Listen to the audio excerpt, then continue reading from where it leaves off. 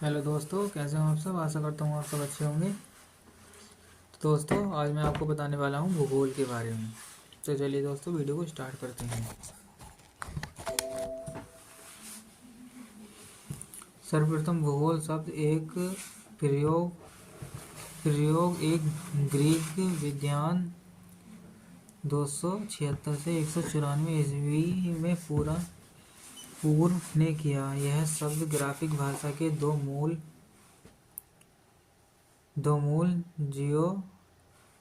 जियो मतलब पृथ्वी, ग्राफोस मतलब वर्णन से प्राप्त किया गया दोनों को एक साथ रखने का इसका अर्थ बनता है पृथ्वी का वर्णन। भूगोल के नामकरण एवं इस विशेष को प्राथमिक स्तर पर व्यवस्थित से रूप प्रदान करने का श्रेय यूनानी के निवासियों को जाता है। अध्ययन के लिए स्वतंत्र विषय के रूप में भूगोल को 19वीं शताब्दी में ही मान्यता मिली। 20वीं शताब्दी के आरंभ में भूगोल मनुष्य और पर्यावरण के पारस्परिक संबंधों में अध्ययन के रूप में विकसित हुआ। इसकी दो रचनाएं थी। संभववाद, इसके अनुसार मनुष्य अपने पर्यावरण में परिवर्तन करने में समर्थ है तथा वह प्रकृति प्रदत्त अनेक संभावनाओं को अपनी इच्छा के अनुसार उपयोग कर सकता है। इस विचारधारा के समर्थक हैं भूगोलवेत्ता वाइटल डी ला ब्लॉग और फ्रेबे। निश्चयवाद, इसके अनुसार मनुष्य के सारे काम पर्यावरण द्वारा निर्धारित होते हैं, अतः मनुष्य को स्वरूप पूर्वक कुछ करने की स्वतंत्रता कम है। इस विचारधारा के प्रमुख समर्थक हैं भूगोल वेत्ता रिचर्ड नवीन निश्चयवाद का समर्थक एलन सैम्पुल और हंटिंगटन। भूगोल की कुछ भाषाएं। भूगोल एक ऐसा स्वतंत्र विषय है जिसका उद्देश्य लोगों को विषय आकाशीय पिंडों, स्थल, महासागरों, जीव जंतुओं, वनस्पति, फलों तथा भूधरातल के क्षेत्रों में देखी जाने वाली प्रत्येक अन्य वस्तु का ज्ञान प्राप्त कराना है। भूगोल पृथ्वी की झलक को स्वर्ग में देखने वाला आभामय विज्ञान है। भूगोल यह विज्ञान के जिसमें पृथ्वी को स्वतंत्र ग्रह के रूप में मान्यता देते हुए उसके समस्त लक्षणों, घटनाओं एवं उसके अंतः संबंध का अध्ययन किया जाता है। भूगोल में पृथ्वी के उस भाग का अध्ययन किया जाता है जो मानव के रहने का स्थान है। अति विस्तृत ब्रह्मांड, अस्तित्वमान द्रव्य एवं ऊर्जा के सम्मिलित रूप को ब्रह्मांड कहते हैं। दूसरे शब्दों में सूक्ष्म अणुओं से लेकर महाकाय आकाशगंगाओं तक के सम्मिलित स्वरूप को ब्रह्मांड कहा जाता है। ब्रह्मांड की उपस्थिति से संबंधित प्रमुख सिद्धांत निम्न हैं।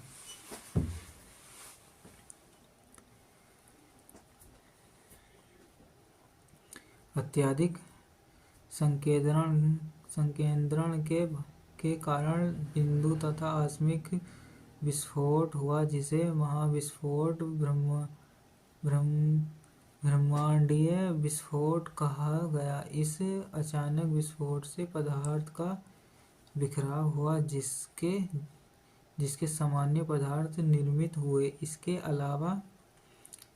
अलावा कारण वाले पदार्थ बने जिनके संवहन से अनेक ब्रह्मांडीय पिंडों सूजन हुआ। वैज्ञानिक तथा विकास महाविस्फोट की घटना आज से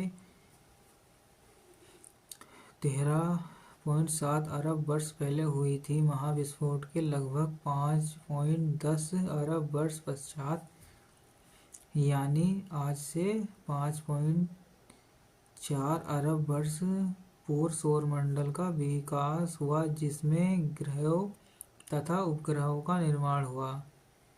इस प्रकार बिग बैंग परिघटनाओं से ब्रह्मांड की उत्पत्ति हुई और तभी से उसमें निरंतर विस्तार जारी है।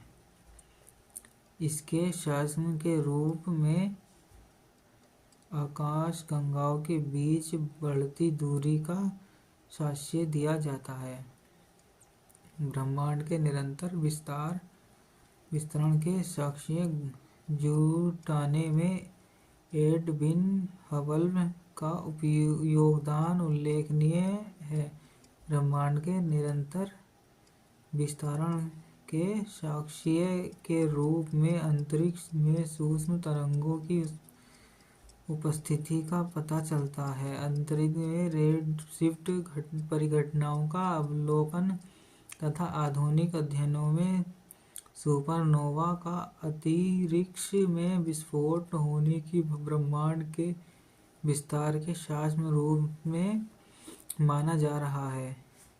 ब्रह्मांड के रहस्यों को जानने के लिए 30 मार्च 2010 के European centre for nuclear research ने जेनेवा में पृथ्वी की सतह से 10 से 175 मीटर नीचे 27.36 किलो लंबे सुरंग में लार्ज हैड्रन कोलाइजर नामक प्रयोग सफलतापूर्वक किया गया।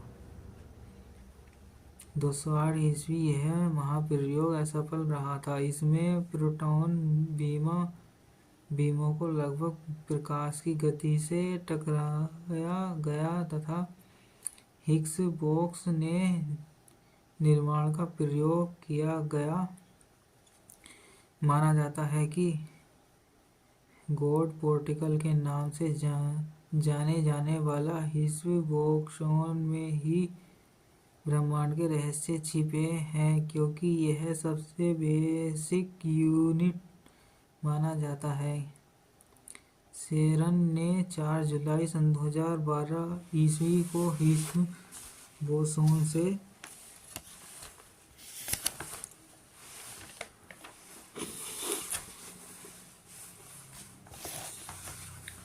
से मिलता जुलता सब एटॉमिक पार्टिकल की खोज कराने में सफलता हासिल की है। इसमें ब्रह्मांड के रहस्यों को जानने के लिए विषय में महत्वपूर्ण उपलब्धि माना जा रहा है। ब्रह्मांड का व्यास 10⁸ प्रकाश है। ब्रह्मांड में अनुमानतः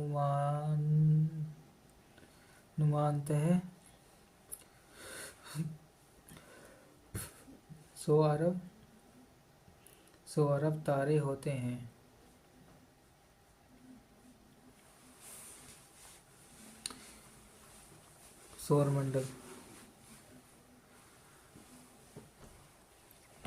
सौरमंडल सूर्य के चारों ओर चक्कर लगाने वाले विभिन्न ग्रहों, सूर्यग्रहों, धूमकेतु, उल्काओं तथा अन्य आकाशीय पिंडों के समूह को सौरमंडल कहते हैं। सौरमंडल में सूर्य की प्रभुत्व है, क्योंकि सौरमंडल निकाय के द्रव्य का लगभग 1 लाख द्रव्यमान सूर्य में निहित है। सौरमंडल की समस्त ऊर्जा का स्रोत भी सूर्य है। सन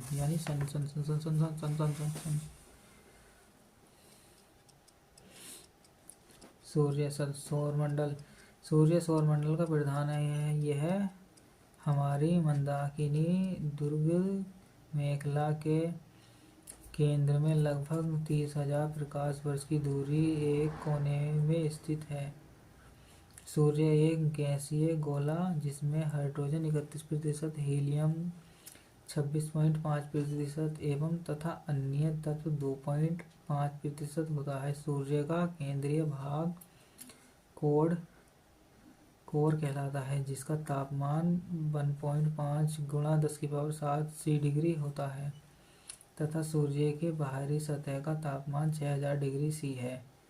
हेडवेद ने बताया कि 10⁷ डिग्री ताप पर सूर्य के केंद्र पर 4 हाइड्रोजन नाभिक मिलकर एक हीलियम नाभिक का निर्माण करता है, अर्थात सूर्य के केंद्र पर नाभिकीय संकलन होता है जो सूर्य की ऊर्जा का स्रोत है। सूर्य की दीप्तिमान सतह को प्रकाश मंडल कहते हैं। प्रकाश मंडल के किनारे प्रकाशमान नहीं होते क्योंकि सूर्य का वायुमंडल प्रकाश का अवशोषण कर लेता है। इसे वर्णमंडल कहते हैं। यह लाल रंग का होता है। सूर्य ग्रहण के रूप के समय सूर्य के दिखाई देने वाले भाग को सूर्य किरीट कहते हैं। यह सूर्य का भ्रमण परत है। सूर्य किरीट, इसे सूर्य का मुकुट कहा जाता है। पूर्ण सूर्य ग्रहण के समय सूर्य किरीट से प्रकाश की प्राकृति होती है। सूर्य की उम्र 5 मिलियन वर्ष है। भविष्य में सूर्य द्वारा ऊर्जा देते रहने का समय 10⁻11 वर्ष है। सूर्य के प्रकाश को पृथ्वी तक पहुंचाने में 8 मिनट 16.6 सेकंड का समय लगता है और सूर्य के धब्बे का तापमान आसपास के तापमान से 1500 डिग्री कम होता है। सूर्य के धब्बों का एक पूरा चक्र 22 वर्ष का होता है। पहले 11 वर्ष तथा यह धब्बा बढ़ता है और बाद के 11 वर्षों तथा यह धब्बा घटता है। जब सूर्य की सतह पर धब्बा दिखलाई पड़ता है उसके समय पृथ्वी पर चुंबकीय क्षमता उत्पन्न होती है। इसमें चुंबकीय सुई की दिशा बदल जाती है एवं रेडियो, टेलीविजन, बिजली, लाचित मशीन आदि में गड़बड़ी उत्पन्न होती है। सौरमंडल के पिंड। बुध। सबसे पहले बुध। यह सूर्य का सबसे नजदीकी ग्रह है जो सूर्य निकलने के 2 घंटे पहले दिखाई पड़ता है। यह सबसे छोटा व सबसे हल्का ग्रह है। इसके पास कोई उपग्रह नहीं है। अब है शुक्र ग्रह। यह पृथ्वी का निकटतम सबसे चमकीला एवं सबसे गर्म ग्रह है। इसे साज का तारा या भोर का तारा कहा जाता है क्योंकि यह शाम में पश्चिम दिशा में तथा सुबह में पूरब की दिशा में आकाश में दिखाई पड़ता है। इसके पास कोई उपग्रह नहीं है। उसके बाद है बृहस्पति ग्रह। यह सौरमंडल का सबसे बड़ा ग्रह है। इसे अपनी धुरी पर चक्कर लगाने में 10 घंटा सबसे कम और सूर्य की परिक्रमा करने में 12 वर्ष लगते हैं। बृहस्पति का द्रव्यमान सूर्य के द्रव्यमान का लगभग 1000वां भाग है। इसके उपग्रह गैनीमीड सभी उपग्रह से सबसे बड़ा है। उसके बाद है मंगल ग्रह। इसे लाल ग्रह कहा जाता है। इसका रंग लाल आयरन ऑक्साइड के कारण होता है। इसके दिन का मान एक अक्ष का झुकाव पृथ्वी के समान है। यह अपनी धुरी पर 24 घंटे में एक बार पूरा चक्कर लगाता है। इसके 2 उपग्रह हैं, फेबोस और डीमोस। सूर्य की परिक्रमा करने में इसे 687 दिन लगते हैं। अब बात करते हैं शनि ग्रह के बारे में। यह आकार में दूसरा सबसे बड़ा ग्रह है। इसकी विशेषता है इसके तल के चारों ओर वलय का होना। मोटा प्रकाश वलय कुंडली। वलय की संख्या 7 है। यह आकाश में पीले तारे के समान दिखाई पड़ता है। अपने अक्ष पर झुकाव के आधार पर ग्रहों का क्रम घटाता व बढ़ाता रहता है। शुक्र, बृहस्पति, बुध, मंगल, शनि, वरुण एवं गरुण। इसका घनत्व सभी ग्रहों